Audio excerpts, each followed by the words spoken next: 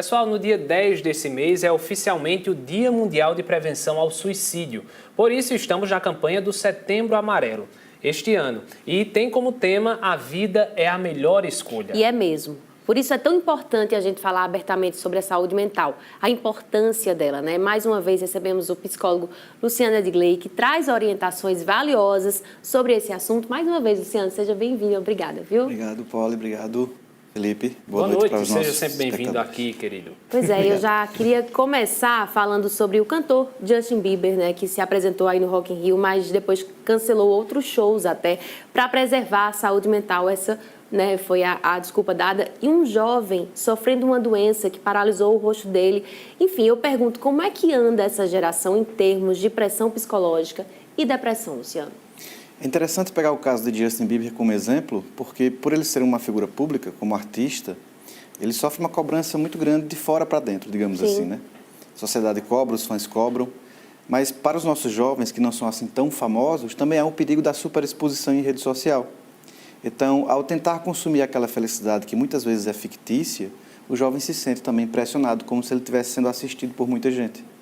Então, essa geração, principalmente dos últimos 3 anos para cá, agravado ainda mais pela pandemia, tem sentido muito essa questão da depressão e da ansiedade, que geralmente estão associadas, né? Uma retroalimenta a outra. E se você me permite, ainda a questão da frustração, né? Causada pelas redes sociais, porque você não atinge aquela meta e aí começa a se frustrar, que é um sentimento muito perigoso nesse sentido, né, da depressão.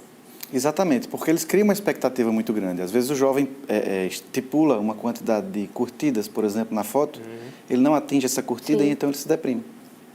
Luciano, e tem algum estudo mais recente que tenha sido feito relacionando aí os índices de suicídio com esse período de pandemia, que a gente ainda está vivendo, mas que foi aí muito mais grave há cerca de 2 anos?